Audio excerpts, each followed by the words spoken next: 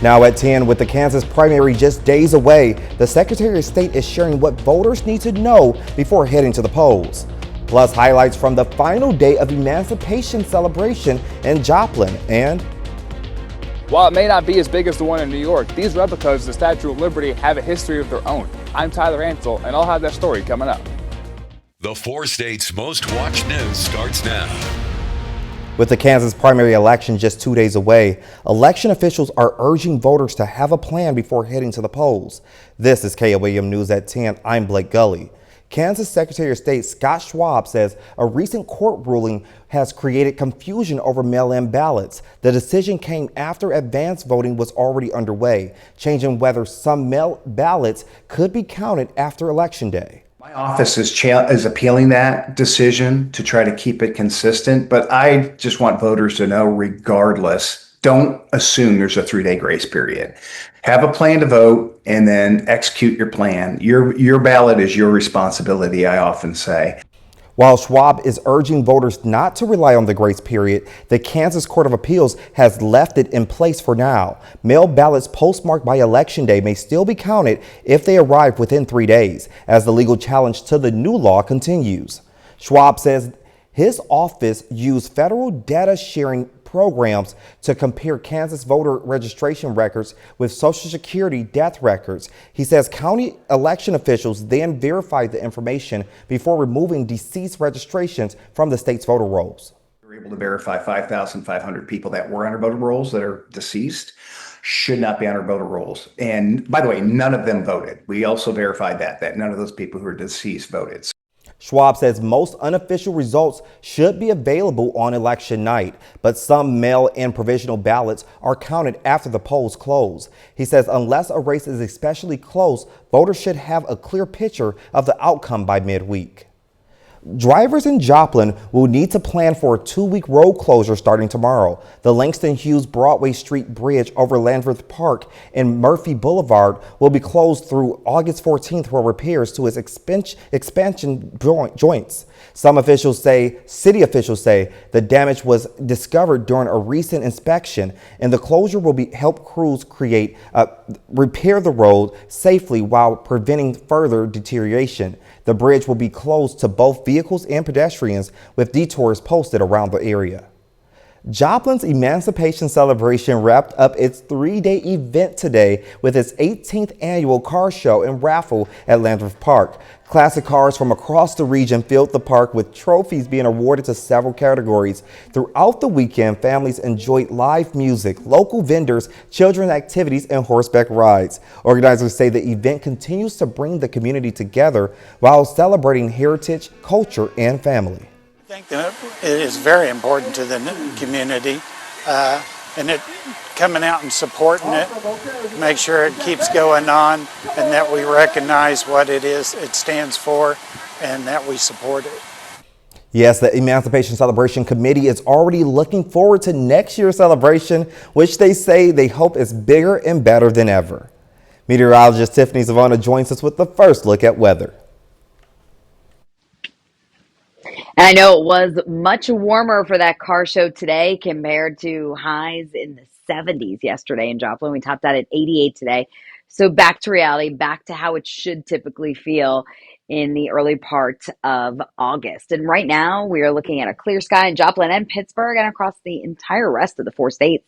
74 in Joplin, 73 degrees in Pittsburgh. We're looking at a really nice and comfortable evening for us. It's 78 in Independence, 75 in Veneta, 77 in Miami, 75 Fort Scott. We're at 72 degrees in Nevada and 77 in Bentonville. So overnight tonight with a clear sky, light winds, temperatures will be dropping into the middle 60s. Not quite as cool as what you woke up to this morning, but still not bad for early August as you're getting ready to head back to work on your Monday. And we are going to be a little bit hotter tomorrow as well. I think the majority of us will be in the lower 90s. So a cool start, warming up pretty quickly, 84 by lunchtime. The humidity will stay on the low side tomorrow, so that's the good news. We don't really have to worry about too much of a heat index. 93 for your high temperature by 3 and 4 o'clock. We'll let you know when the humidity ramps up and when those rain chances return coming up in a couple of minutes. Blake, back to you. More than 7 decades ago, Boy Scouts across America helped put in small Statue of Liberty replicas in their communities. KOAM's Tyler Antil dives deeper into the history of these statues and the stories they continue to tell. The original Statue of Liberty was a gift from the French in the late 1800s, and while this one is only a fraction of its size, it was a gift from your local Boy Scouts as part of a nationwide crusade. All around the nation, these Lady Liberty statues are a small reminder of a big scouting effort. Around the mid-20th century, the Boy Scouts of America marked its 40th anniversary with a campaign called Strengthen the Arm of Liberty. Scouts raised money to install copper replicas in their hometowns. Essentially, scouts would go out and they would raise money to put one of these in their communities. They're 8.5 foot tall, several hundred pounds, and they cost like $350 back then, which is almost $5,000 today. The campaign began through the Kansas City Area Council, explaining why there are so many statues in the Midwest. Some of them have their own history. The one in front of Memorial Hall in Independence, Kansas was rededicated in 1984, which included a visit from President Gerald Ford. His opening remarks were that no nation has ever welcomed more people and given them more freedom than the United States. And a symbol of that is the Statue of Liberty in New York City. His presence was also a full circle experience with the Scouts. I think it came in February of 1952, and a young Eagle Scout at the time, on behalf of all the Boy Scouts, accepted it. And incidentally, Gerald Ford was also an Eagle Scout. In Independence, Kansas, Tyler Ansel, KOAM News. Coming up, a growing disagreement within the Trump administration over the damage to the National Mall's reflecting pool. There are new developments in the nation's capital over the reflecting pool. There's debate and division over the now drained body of water as a feud within the Trump administration spills into the open. CBS's Olivia Renati is in Bridgewater, New Jersey, near the president's golf club. Was a bit of a circular firing squad. Norman Eisen represents former Olympian David Hearn and says the finger pointing within the Trump administration is astonishing. Yesterday, President Trump and Interior Secretary Doug Burgum rejected the conclusion by U.S. Attorney Jeanine Pirro that contractors caused the reflecting pool to peel. The fact that there was not acceptance of the conclusion that the U.S. Attorney's Office had reached was troubling. The whole thing is a multiple vehicle pileup. Republican Senator John Kennedy questioned the president's insistence that the reflecting pool damage was a case of pure vandalism. I don't know whether he really believes that, or it's part of his political messaging, or he's just thinking out loud. The pool is still undergoing renovations, and more changes are expected to the nation's capital. Just this week, the Park Service unveiled the renovated Arts of War sculptures. Originally cast in bronze, now covered in almost 24-karat gold, and costing taxpayers about $5 million. And work started this week to repair roads and cover manholes in the nation's capital, all for the upcoming Freedom 250 Grand Prix in Washington. IndyCar, the owners of the Grand Prix, are paying for most of the costs associated with the race, but taxpayers are still going to foot the bill for the security precautions. Olivia Rinaldi, CBS News, Bridgewater, New Jersey. Still ahead, a shark attack, a dramatic ocean rescue, and one surprising delivery. The week's wildest moments are ahead. And Tiffany Savannah is next with a complete look at the forecast. Here's your Skywatch weather forecast from the trusted Roper Kia Weather Center.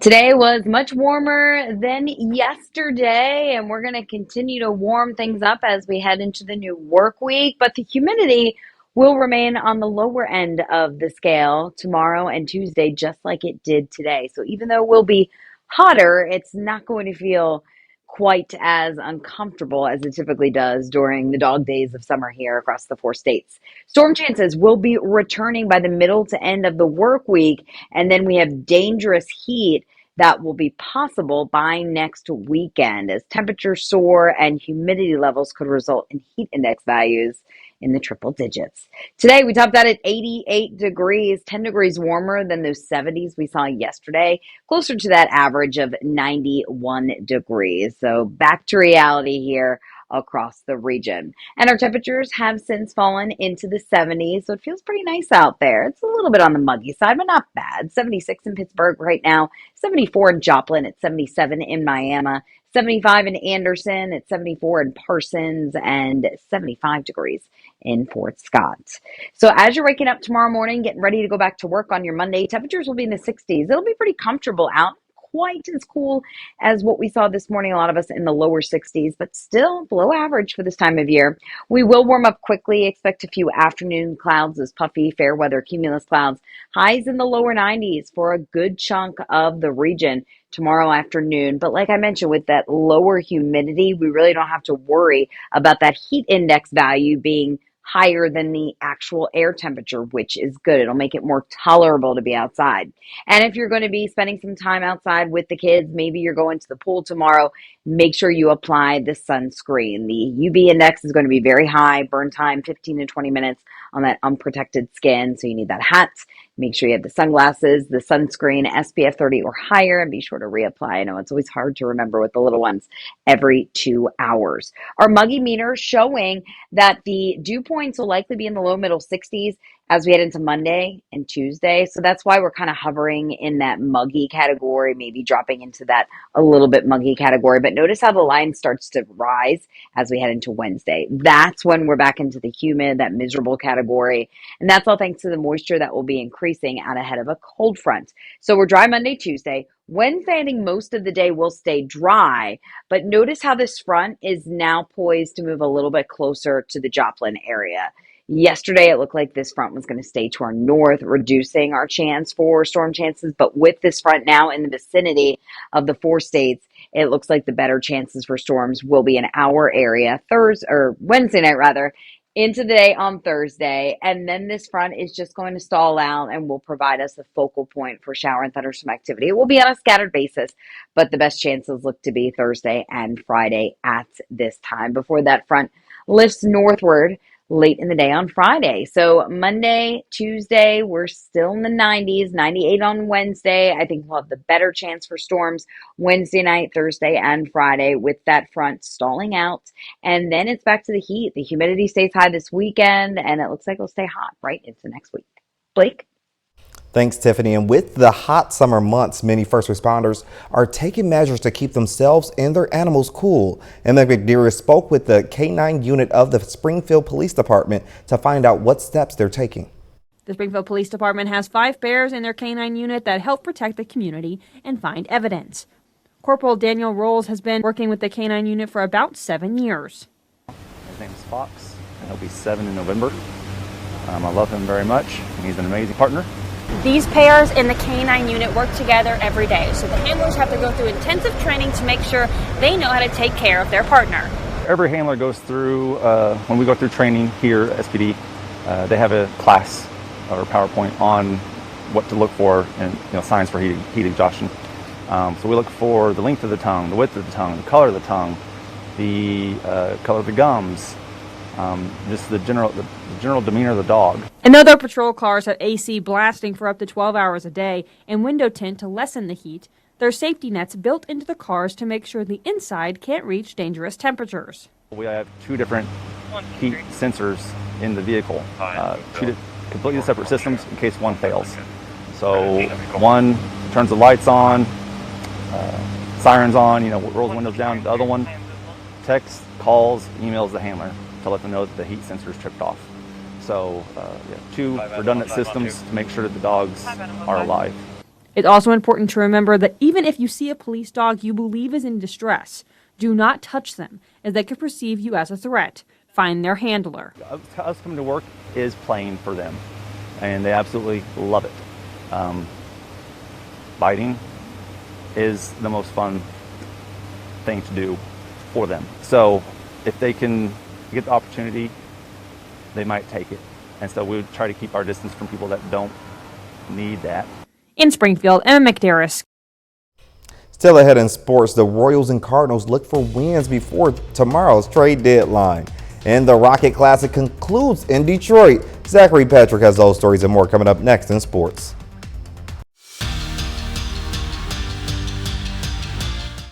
It's the final day before Major League Baseball's trade deadline, and both the Royals and Cardinals got on the diamond on the road. The Rockies hosting the Royals in Denver, bottom of the first. Cole Carrig slaps it to left field, and that is down for a base hit as Mickey Moniak races around the bases for the game's first run. Let's go to the top of the second. Luke Maile drops a single into left center field as the Royals knot this game at 1 run apiece. Bottom of the fourth now, Ezequiel Tovar hits a deep fly ball to left center field, tracking towards the wall, but Starling Marte makes the catch, but it's deep enough for Eduardo Julian to come home and give the hosts the lead. Home half of the sixth, Brett Sullivan lines one over that of Jack Caglione and all the way to the walls. The Rockies bring home 2 more and push the advantage to 3 runs. A costly mistake from Caglione. Let's go 2 batters later now. Jake McCarthy up to bat, and he ropes one towards right field, back near the wall. That ball is out of here, and it puts the game out of reach as a 3-run bomb helps seal the deal for Colorado. The Rockies go on to win it 8-1 and sweep the series. Let's go north of the border now. The Jays hosting the Cards, and Lars Nootbaar goes the other way for a double into the corner as J.J. Weatherholt races around the bags to give the Redbirds the lead. We'll jump all the way to the 8th inning now. Luis Urias comes up clutch for the Blue Jays, lining one to the left field corner, and Toronto knotted up with one inning to play, and he's hyped up about it. Into the 9th, Jose Fermin smacks one to center for an RBI single to reestablish that St. Louis lead. It's a good piece of hitting from Jose Fermin. Let's stay with the Cardinals now. Nootbaar, he grounds over to second with 2 out, but they throw it away and another Cardinal run will come in to extend the lead to 2. And now the Cardinals still have 2 runners on in scoring position. 2 outs in the 9th for Jordan Walker, a chance to blow it open over the head of Andres Jimenez as the Cardinals tack on 2 more, making it 5-1 in the 9th, and the Cardinals, they take it 5-1 to salvage a game in the series. The trade deadline is now under 24 hours away, and we have already had multiple big moves made. Last night was the major blockbuster as the Tigers sent back-to-back Cy Young winner Tarek Skubal to the Dodgers. Kevin Gausman was traded to the Cubs from the Blue Jays about 2 hours ago now, and yesterday the 2-time All-Star said joining the Jays was the best decision he ever made, but now he heads to the Windy City. The PGA Tour rolled on today with the final day of play at the Rocket Classic, seeing names go up and down the leaderboard. The Rocket Classic at Detroit Golf Club, and you guessed it, Detroit, Michigan. Heading to the 18th first, where Davis Riley sinks this par putt to end his tournament at 15 under. That's an even final round for him after entering today as the leader. On the 18th was Xander Schauffele now, and he'll get a nice roll, and that'll drop in the cup for birdie and remove Xander into a tie for second place. Now we'll jump all the way back to the 12th hole with Michael Thorbjornsen just off the green for the chip, and that one will roll all the way in. It's a very nice birdie from Thorbjornsen. We'll go to the 15th now, and we'll stick with Michael Thorbjornsen. The lead man on the tee here, his shot high arcing, and he gets it to roll back towards the cup for a birdie look. Now we'll go to 18 with Thorbjornsen. It's a right to left, and that's no problem for the American, who knocks it down for birdie and moves to 18 under par. And with that putt, he secures his very first win on tour. Well, it's been quiet around here this weekend, but the sports are about to rev up. Yeah, high school sports are coming. Football season is right around the corner. Yes, and we're looking forward to that and a lot more. We're back with more news right after this. Now for my favorite part of the weekend, as Jeremy Roth looks back at some of the wildest and weirdest stories in this recap of Take a Look at This Week. Take a look at the week we had. A week of scares, starting with the moment a shark attacked a diver in the blink of an eye. Henry Gibbs was spearfishing off Fiji when he says he spotted a gray reef shark doing semicircles beneath him before it suddenly surged and latched onto his leg, dragging him in what's known as a death roll. He was pulled from the water and later treated in Fiji. He has since returned to New Zealand and is expected to make a full recovery. A heroic teenage lifeguard rescued a 10-year-old swimmer from monster waves in Southern California. Huge swells battered the 16-year-old as he tried to bring the boy back to the beach in Santa Cruz. Several bystanders attempted to help, but were also batted back by the intense crashing surf. Eventually, another lifeguard assisted and the swimmer was brought safely in. The boy was evaluated by paramedics and released to his parents.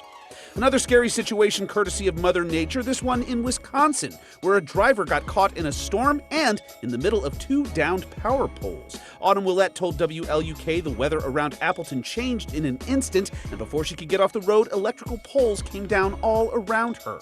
She rode out the storm and got help roughly 45 minutes later. She escaped unscathed, and her car suffered only scratches and a broken mirror. Finally, curious FedEx workers in Tennessee were delivered a scare when a customer opened a cold shipping container thought to house a still sleeping pet iguana, but instead contained a lucid and lightning-fast leaping lizard.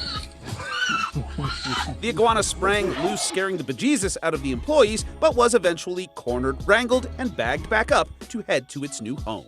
For Take a Look at This Week, I'm Jeremy Roth. One last look at your 10-day forecast. 93 tomorrow, 97 on Tuesday, but Monday, Tuesday, the humidity won't be too terribly high. 98 Wednesday, front moves in from the north. That'll bring us better storm chances Wednesday night into Thursday and Friday, and then the heat and humidity build as we head into next weekend. Blake. Now, if that lizard was to pop out at me, I don't know how I would react because I jump and run to my car leaving the news station. Yeah, we have some weird bugs out there by our cars, and that lizard would be scary, that iguana, but I'm glad they've got it all safe and it's going to go to a forever home. That's great. Yes, that's always good. And that's the news for tonight. Thanks for watching. Have a great night, and we'll see you tomorrow.